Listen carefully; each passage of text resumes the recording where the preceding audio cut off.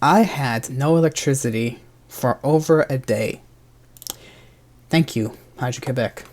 For those who are new to the channel who are seeing this, and for those who are wondering what Hydro-Québec is, they are basically a province-wide electric provider giving households electricity, basically throughout the entire province of Quebec. So those who don't know, yes, I live in Quebec and I speak English, so yeah. Now let me go through a small basis, okay? The recent power outage that we had, which just started yesterday, basically lasted from 4:10 p.m. to around 5:30 p.m. No, this isn't within a single day.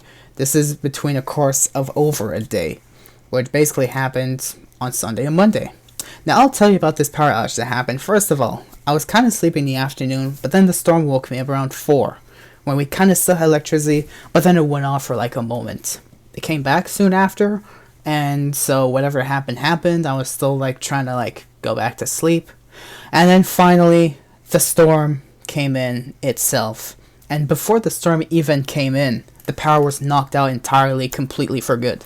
And then the storm came in, was blowing trees really hard for like a good couple moments. There was a decent amount of rainfall that happened during the entire time, but then finally later in the storm, when the wind started calming down, the thunder, the lightning picked up finally, and it got strong and intense for a couple of moments, and then the storm finally passed after a while.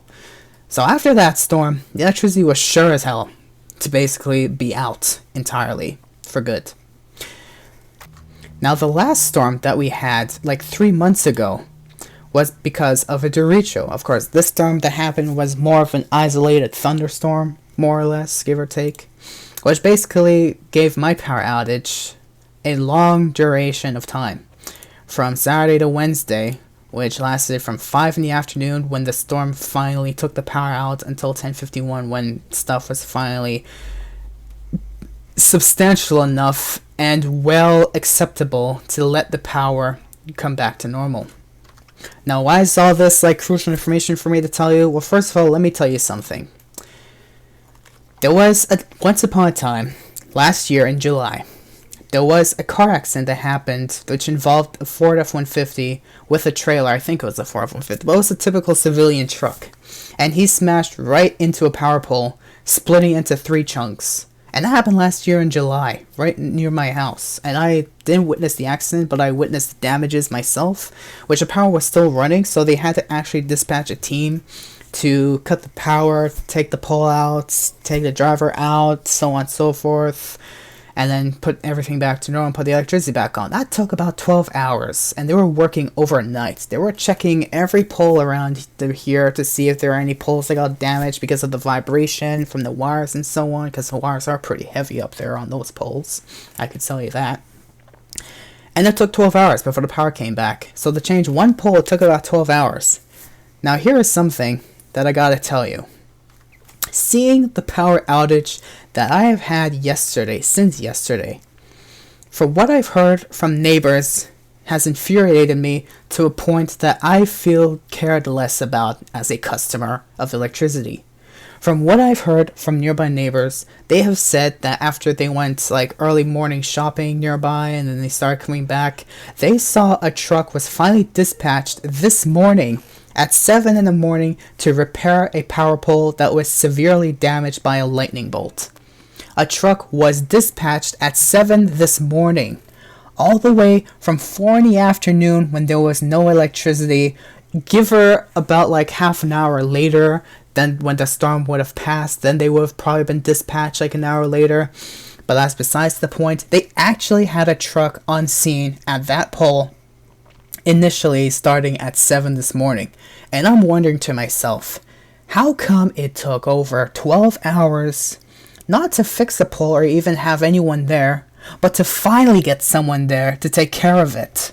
It took 15 hours.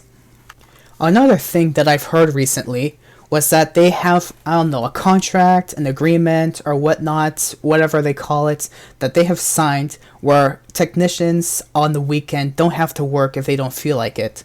So instead of having a full team of technicians waiting around the clock to provide maintenance and to give maintenance and to give care for their equipment to be able to have acceptable maintenance and guarantee that it's still giving fluent electricity to all the houses and whatnots worldwide, or like nation, or like province-wide, I should say. Not worldwide, excuse me for that.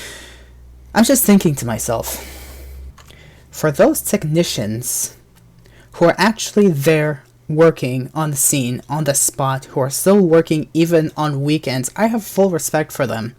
But for whoever wished to be like, oh, but it's a weekend and I don't feel like working, so I'm just gonna sign this agreement and I'm just gonna stay home, and therefore leave the emergency team that's dedicated for weekend only to be active on weekend only. I'm sorry, but if you don't have motivation to work, then why do you work? Just because you have the name on your shoulder and say, yeah, I'm working for this company, or because the pension is good when you retire or something? Like, what's the point? Is it because you just care about the money, you don't care about like the customer service or whatnot? Like, excuse me, do we just matter so little to you anymore? And after this video, it doesn't matter what they're gonna do, make excuses and say yada yada yada. They should have full teams working 24/7, looking everywhere as best as they could to make sure whatever damages were done, it would be done at least within less than a day, rather than having everyone wait over 4 days if they had to, because, oh, but it happened over the weekend, and it was over the holiday too, and some technicians went on holiday, yada yada. It's an essential service, and everyone requires electricity to run their fridge, flush the toilet, because of water pumps that are running off of electricity. Believe it or not, it still exists nowadays. Electricity is essential. And for those who think it isn't, nowadays, unfortunately, yeah, even electric stoves. Yeah, we have electric stove, but whoever thinks it's not essential, then I'm sorry. You're still living under a rock in the barbaric ages of ancient Rome. Like, even before North America was colonized by Algonquins and so on. But still, that's besides the point. So before I make this video any longer than it should, I wish to take the time to actually sincerely thank those working for Hydro-Québec who are actually working around the clock, working on emergency to help try and restore power to those who lost power because of storms like these. But at the same time, I have to sarcastically, sincerely say thank you to those who just decided, oh, it's weekend, I'll take a vacation, why not? Like, I get there's a word that many companies nowadays don't like using, or the term they don't like using. It's called maintenance. I understand, but that's something that actually lets the customers know that they're getting the proper care that they need, that they are recommended, that they are requesting and paying for thereof. So yeah, thank you for letting me live with no electricity for over a day. And on top of that, having a truck dispatched at a damaged pole 17 hours after the electricity went out. Thank you so much. Like, seriously. Thank you for letting me have to wait for over a day